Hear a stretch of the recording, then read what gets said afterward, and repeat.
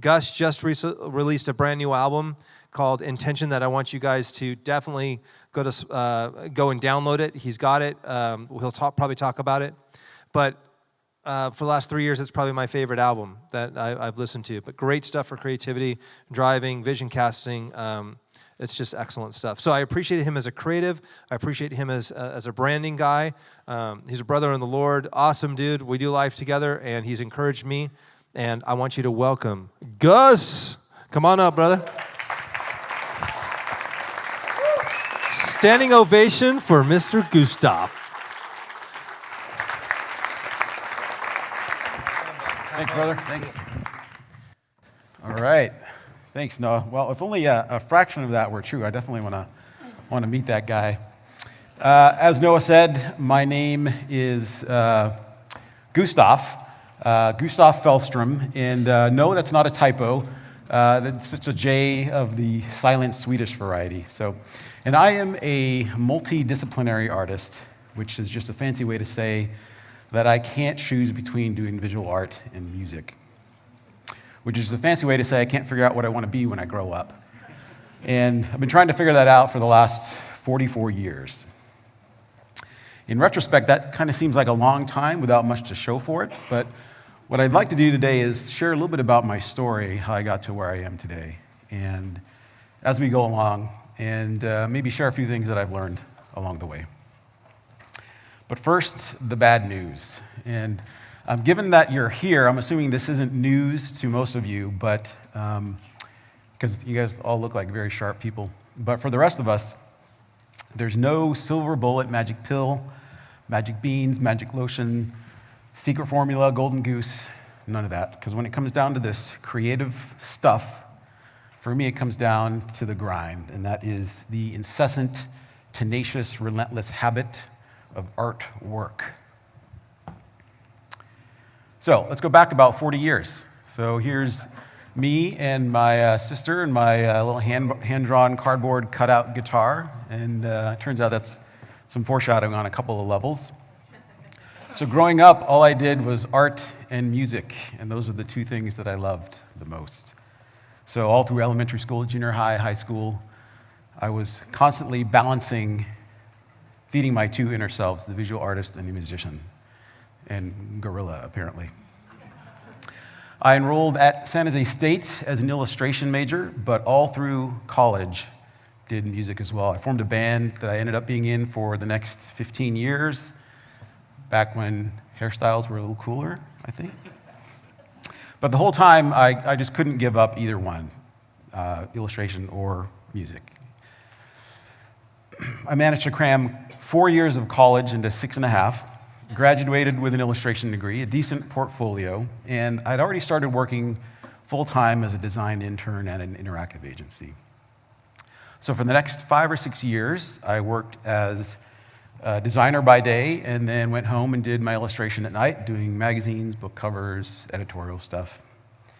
And this is kind of the sample of some of the stuff I was doing back then.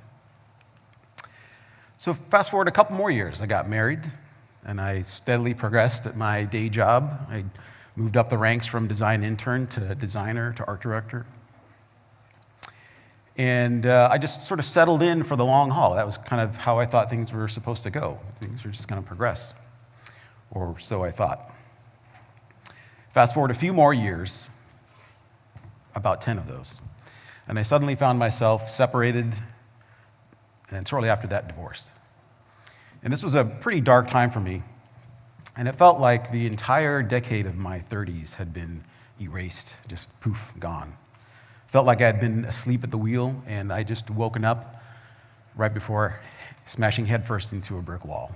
I was lost, aimless, out of shape, and I didn't really know myself at all. I lost track of who I was, lost track of what I was doing, and I lost track of why I was doing it. We heard a lot about that yesterday, your why. You're going to hear a lot of common themes throughout all these speakers, and that's no accident.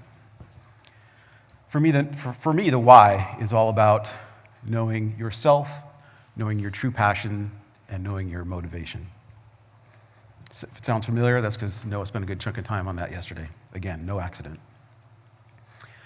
So as I said, it turns out I didn't really know myself at all, and it's pretty hard to move others with your art if you don't know what moves you. And I realized that I was my first audience. An artist, first and foremost, before his audience, has to do something that is stimulating to himself. I bet you didn't think we were going to talk about self-stimulation right off the bat. Nor did you think that we're going to get a Geddy Lee quote right up front. And for those who don't know who Geddy Lee is, he's only the 1/3 of Rush, the greatest band in the known universe. That will be on the test, so just make a note of that. So before I could create something that would connect to someone else, I had to do something that connected with myself. And to do this, you have to know yourself. As far as passions go, sure, we all have stuff we like to do, right? Draw, paint, play piano, clarinet, or accordion. We'll come back to accordions later. But what are we really passionate about? What really makes our hearts soar? What resonates deep within our bones? What is that thing that you would still do if you were the last person on earth, or, heaven forbid, you weren't getting paid to do it? What is your true passion? Whatever you are by nature, keep to it. Never desert your line of talent. Be what nature intends for you, and you will succeed. Be anything less, or anything else, and you'll be 10,000 times worse than nothing. That's a kind of a bright and cheery quote. So for me, I love to draw, paint, take photos, play and record music, and the very act of creating things was really what I loved to do. But was that really my true passion? Turns out, not exactly. So one of the most satisfying experiences I had in the context of my band was after a show one night, this kid comes up and wants my autograph. You know, happens every day, right? Definitely didn't happen every day. So huge ego boost aside, he went on to tell me that he was learning how to play bass and that I inspired him to pick up the instrument. And I remember that's exactly how I felt when I started playing bass, being inspired by Geddy Lee of Rush, the greatest band in the known universe. That's reference number 2, so you can keep that. So as it turns out, capturing that mood of simple, untainted, inspired imagination and enthusiasm was really what I was after. And I realized that by instilling that in others, whether it was an illustration or a piece of music, that was what I was really passionate about. So if we're beginning to know ourselves and we're finding our true passions, we'd better find our motivations. And if we're doing something, as far as motivation goes, are we doing something because we want the money? Are we doing something because we have some bit of truth that we want to express? We talked about art needing to move people, that is, to take them from one place, one aspect of perception, and move them to another place to change how they think, feel, or see. It's about connecting with inner significance. Art isn't about the outward appearance, but the inner significance of things. Are we moving people, or are we just trying to impress them? Are we in this to get rich, or famous, or even famous on the internet? Are we doing this to get invited to conferences and dance around up on stage like we actually know something? Do our Facebook likes matter more than making some kind of real positive impact? Do we get sidetracked by our lack of Twitter followers? And do we fall prey to the Pavlovian dopamine rush of Vimeo views? Those are all great things, but that can't really be what drives us. That can't really be what motivates us. For me, it's about resonance and value, and it's connection. It's getting you in the field, inner significance. Again, I found that this manifested itself in my music specifically. So this band that I was in for most of my life was this progressive rock power trio. Think Rush, the greatest band in the known universe, without vocals. Yes, thank you, Noah. That's reference number 3, if you're counting. So we prided ourselves on complex and difficult music, mostly because that's what we all liked. But as any musician will tell you, we are all out there sometimes to impress everyone with our musical chops. But after I exited the band, I took a break from the prog rock scene and found myself slowing down. I got into something completely different. I consciously stopped trying to be the coolest, fastest, best bass player out there, because I definitely wasn't. I started experimenting with looping and ambient music, something just completely different for me, creating ambient textures and washes, very simple, slow music. But it really resonated in me. It made me feel something new. Creating atmospheres, moods, became much more important than trying to impress people I didn't know with how fast I could play or how crazy of a time signature I could write. Creating an atmosphere or mood that connected with someone else's perception was a far more satisfying connection than if I were just furiously wiggling my fingers around up on stage trying to show off. So the why, knowing yourself, knowing your true passions, knowing your motivations. For me, again, Noah said it yesterday, these are all foundational pillars. So the stronger they are, the better off I'm likely to be. One last thought on this, the why. My dad here, he's a master craftsman. Of course, he wouldn't ever say that, but he builds these absolutely stunning pieces of furniture in his workshop and just gives them away to family. He's 82 years old, flies back and forth across the country attending woodworking workshops. 82 years old, still learning his craft. Throughout the years, he's given me tons of advice. And for most of that, I've been fortunate enough to listen to.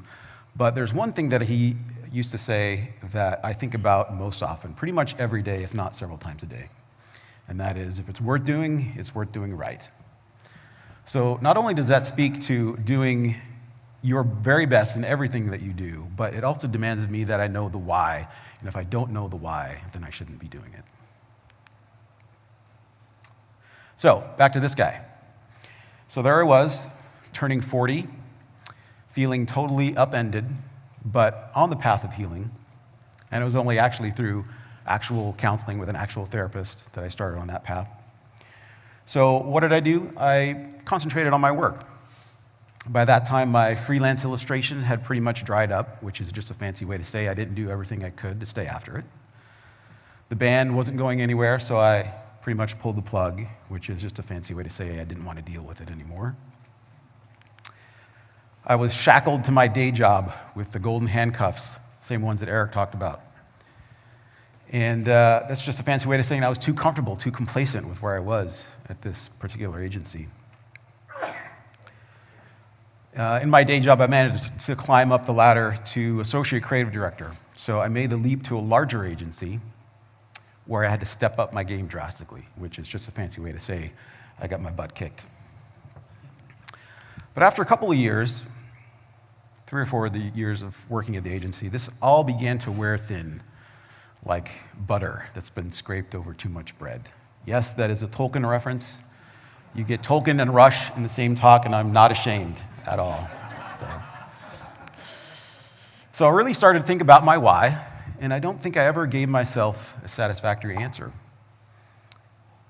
Things didn't seem to be lining up with my passions, and my motivations were threadbare at best.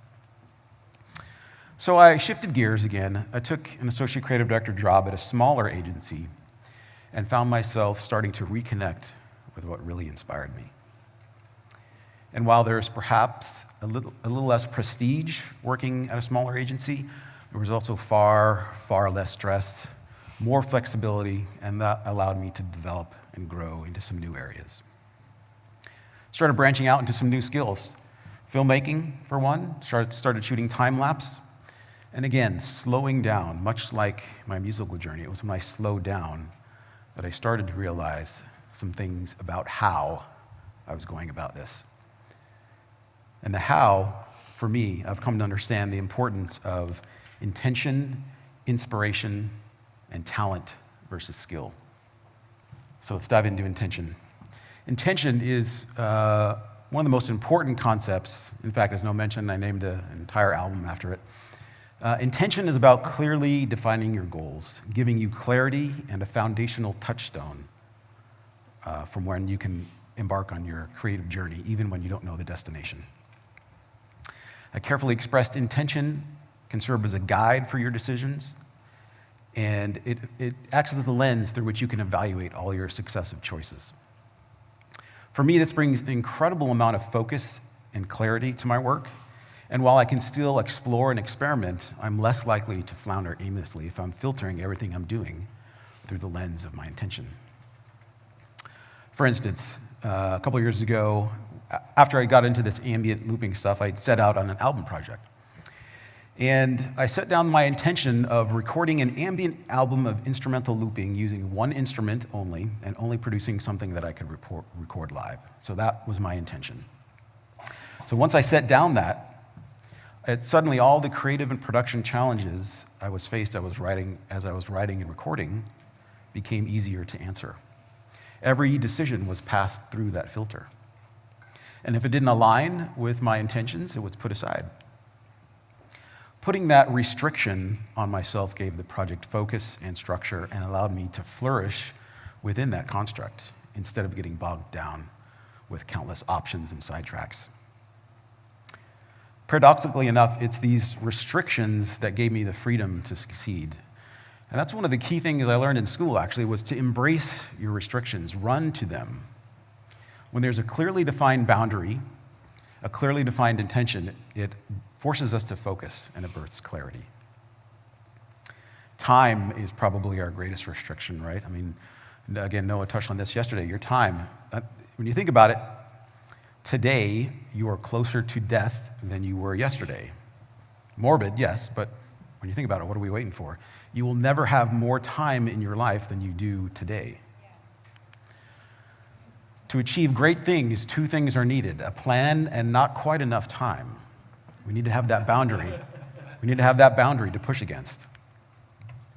So until we figure out time travel, or at least multi-dimensional temporal shifting, we have to work within the time that we have. Instead of fighting against it, use it. Don't complain about it.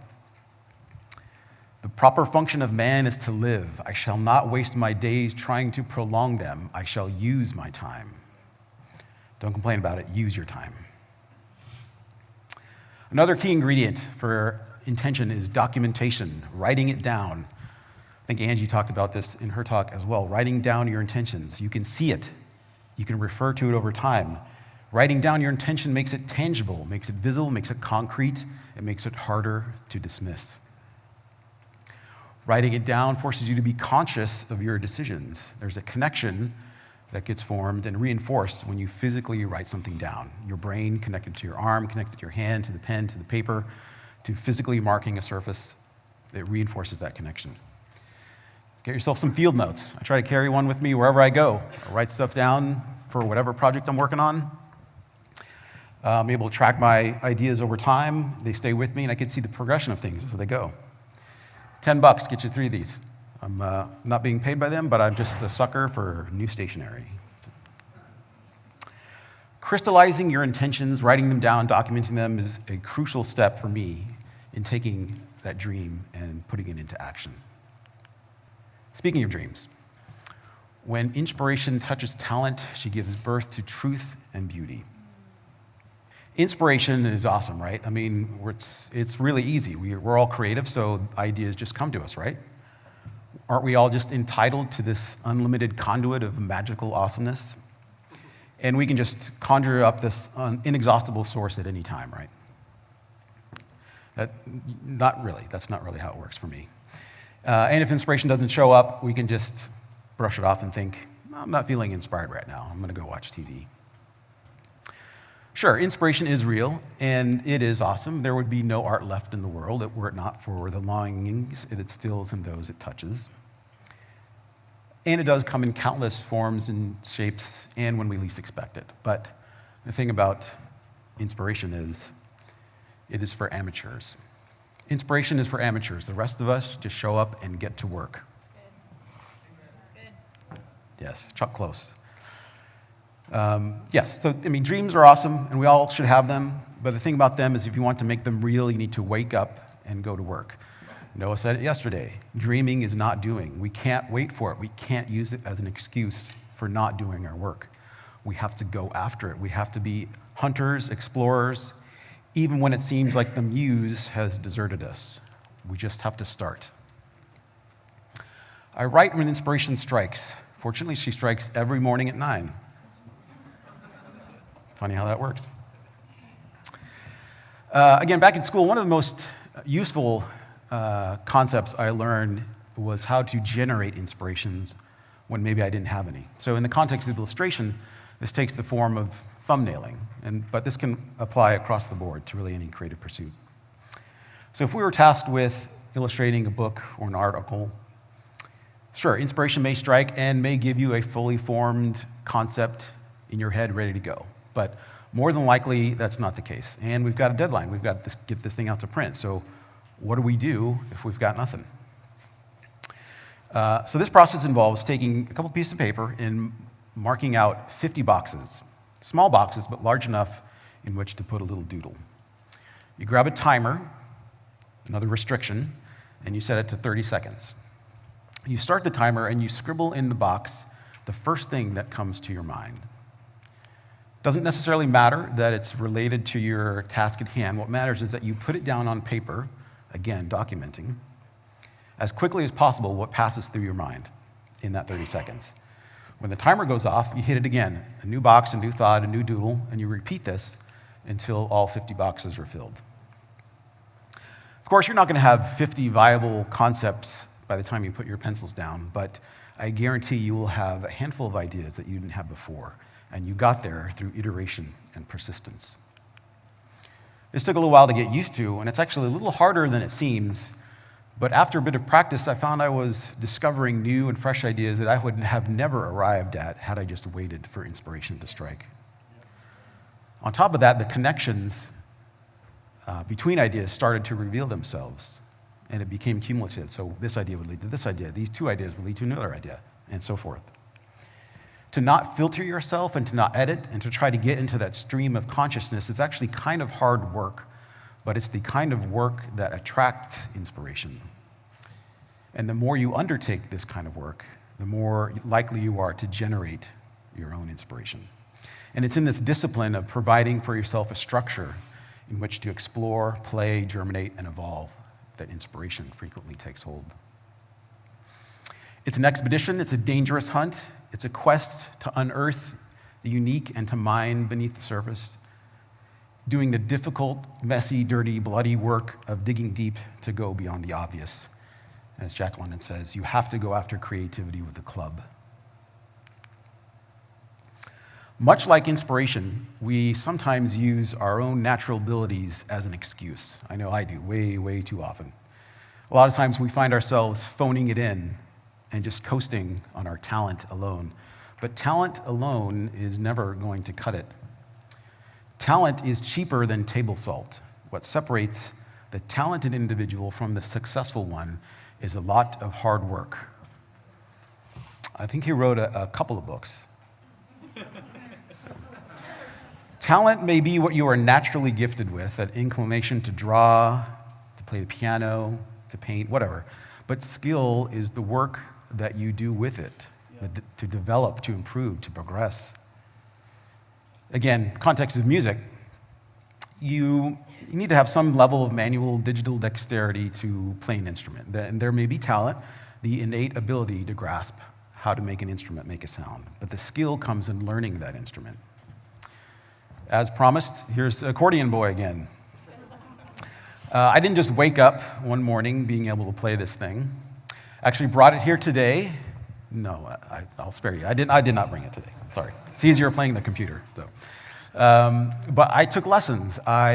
For years, I practiced. I played scales. I pretended how to learn to read music because I was terrible at that part.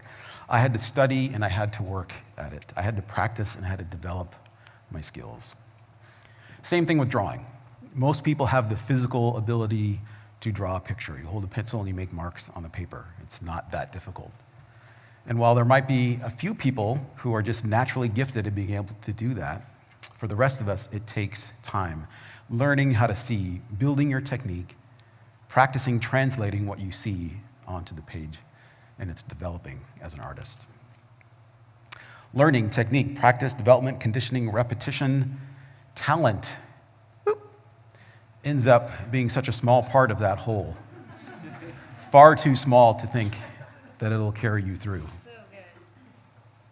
So, intention, clarity defining your goals and documenting them. Inspiration, realizing you can't wait for it, you have to go after it.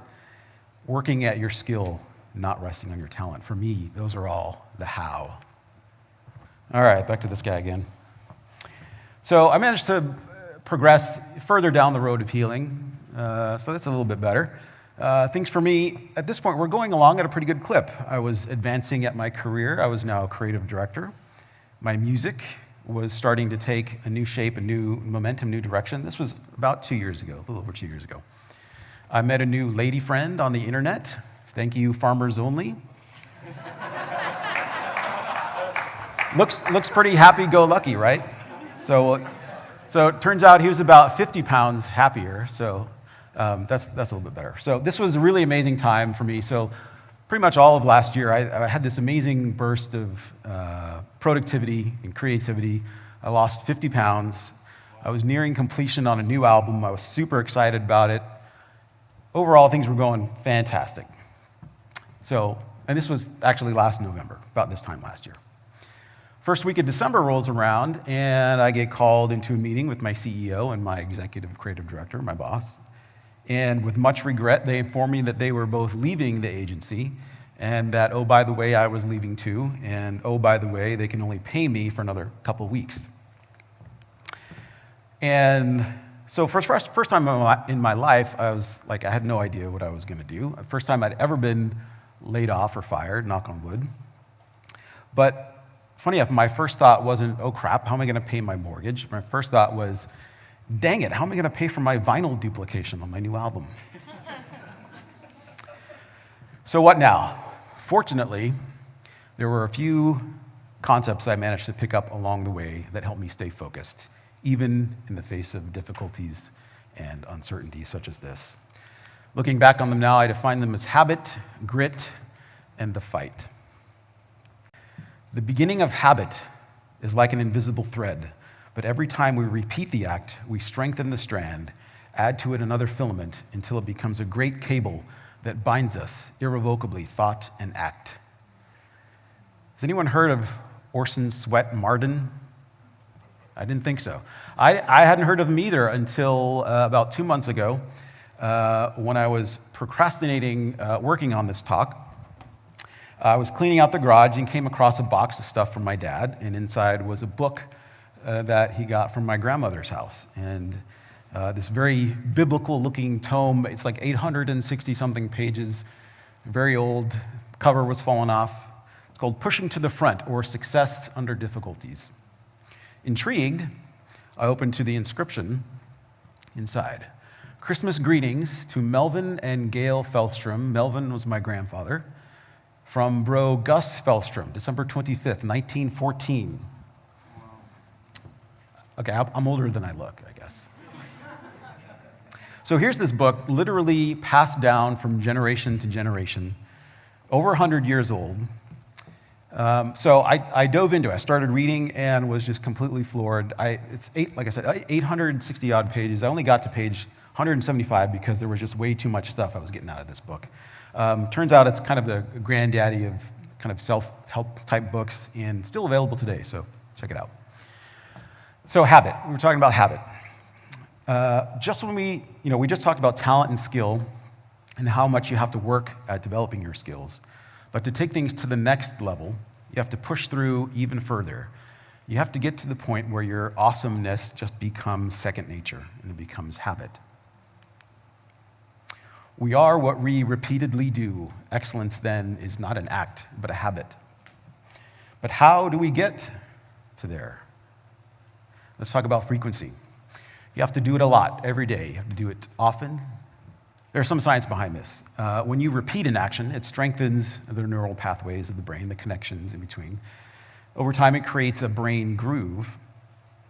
And it's the creative equivalent of muscle memory. The brain, if it's a muscle, is just like all your other muscles. The more you use it, the stronger you get. Speaking of muscles, I found that there's a direct correlation between my creative output and my physical well-being. So remember this guy being 50 pounds happier? I pretty much got there by ignoring my activity level and eating whatever I wanted, both bad habits. So being the quintessential artist introvert, I hated going to the gym. And I always saw it as time ill spent away from my creative pursuits. So I had to do something different. And what I found was this: 3,223,891. And that number is the number of meters I have had to put in on this dang rowing machine since I started making some changes. And if someone told me at the beginning I would have had to row 3 million meters, I would have said, forget it, no way. But I intentionally started to make some changes to build new habits. I started rowing, first just a couple thousand meters a day, a couple times a week, then up to 3,000, 4,000, 5,000, eventually working up to about 8,000 meters a day. Try to do it at least 6 times a week.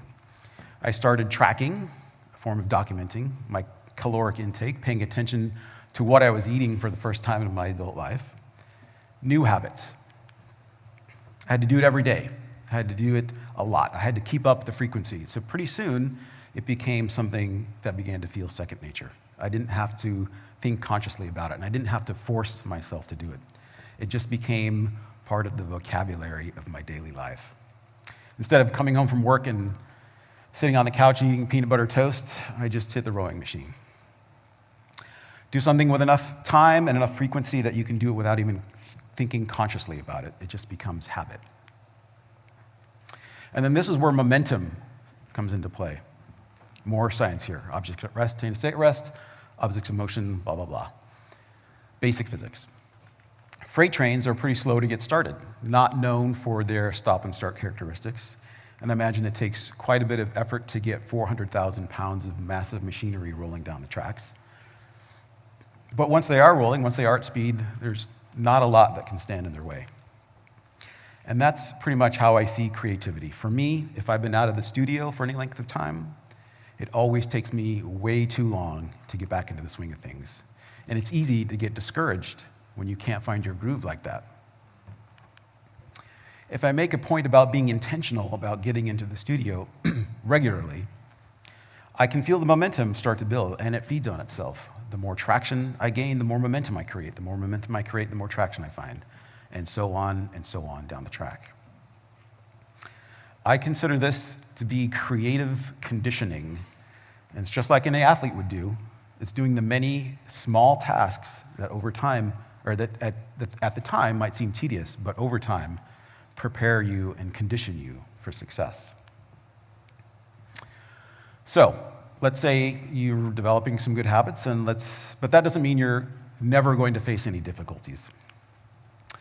The first requisite for success is the ability to apply your physical and mental energies to one problem incessantly without growing weary.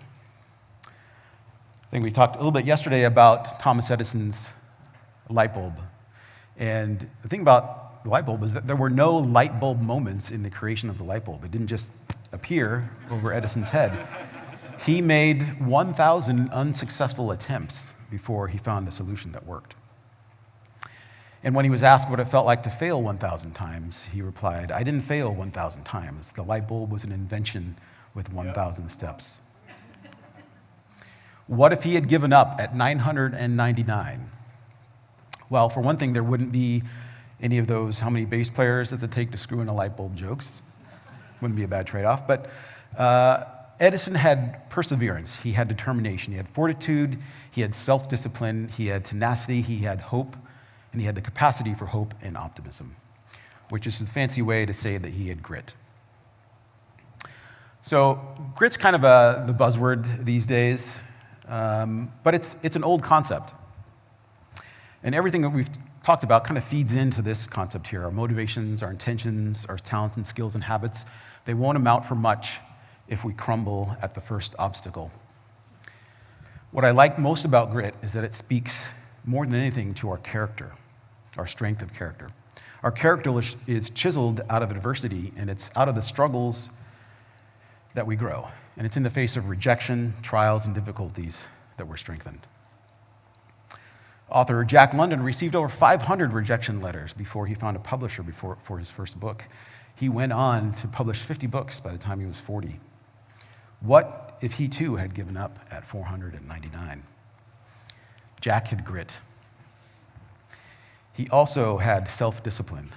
And I like this description of self-discipline as the ability to make yourself do what you should do when you should do it, whether you feel like it or not. If it were easy, everyone would do it, right? I mean, this is where the crap really hits the fan, and this is where the really, really hard work begins. So whatever obstacles you encounter, it's going to take energy and patience and grit to get over them. And you're going to face resistance. And you're in for the fight of your life. So here we arrive at the crux of the whole thing. And it's we're in a battle, this relentless, all-out, knock-down, drag-out, creative fight. It's a war against complacency, apathy, indifference, laziness.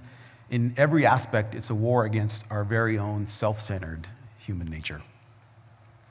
Stephen Pressfield's book, The War of Art, is probably the best book I've ever read on this subject. And in it, he talks about the war against resistance. Has anyone out there read Stephen Pressfield's The War of Art? Well, we're going to read it all right now. Okay, maybe just a couple of sentences. There's a secret that real writers know that wannabe writers don't. The secret is this: it's not the writing part that's hard. What's hard is sitting down to write. What keeps us from sitting down is resistance. He goes on to further describe resistance as the most toxic force on the planet. It is the root of more unhappiness than poverty, disease, and erectile dysfunction. To yield to resistance deforms our spirit, makes us less than we are and who we're born to be. Resistance is anything that keeps you from becoming who you were meant to be. Blair said it yesterday, our authentic self. It's that voice that says, you don't need to start tonight, you've got all day tomorrow. It's that inertia of self-pity that keeps you from finishing that painting. It's that TV show that demands your attention away from your writing. Or that Netflix binge fest that keeps us out of the studio. It's that envious dissatisfaction we feel as we scroll through other people's lives like highlight reels on the internet.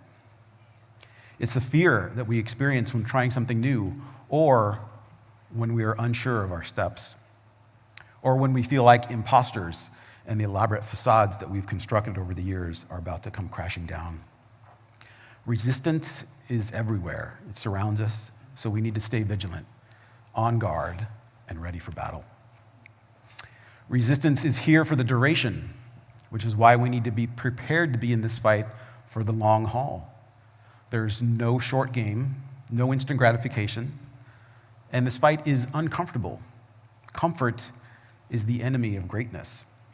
And it's out of our discomfort that we learn, grow, adapt, and we have to fight for that. Good enough isn't. Good is easy. Getting to that 99% really isn't such a big deal these days, but getting through to great, that last 1% is where the real battle is. And for that, you have to push harder than you ever thought possible. You have to fight. But you're ready. You've done the training, you've put in the time, you've done the hard work, you've conditioned your creativity to endure, and you're prepared for the inexorable melee that awaits you. You've embraced the grind, and it has sharpened you to a diamond-hard razor point. So, here we are today. Turns out losing my job was exactly the kind of catalyst I needed to reimagine my life. No, I think I get a prize for working the title into my talk, I think. And that's just a fancy way to say I just needed a swift kick out the door, lest again I become too complacent. I took a job as creative director at Westgate Church, working with some really amazing people. And while I might make a bit less than I could in the agency space, while I might make a lot less than I could in the agency space, the rewards for doing something with more meaning and significance far outweigh any of those shortcomings. I pushed through, completed my album, aptly titled Intention. I even got my vinyls. Woohoo! And for that, I have to thank my beautiful wife, to whom I was married on May 24th. And for you Rush fans out there, that is our final Rush reference of the afternoon. So, having a clearer picture of why I'm doing what I'm doing, knowing myself, my true passions, my motivations helped me along the way. The years of exploring how, crystallizing my intentions, seeking out and clubbing inspiration over the head, and doggedly developing my skills came through in a big way. as did the routines and rituals of now, habit, grit, and the fight. And the one thing that I know for sure is that the cultivating of this incessant, tenacious, relentless habit of artwork is only getting started. So get to work. Thank you.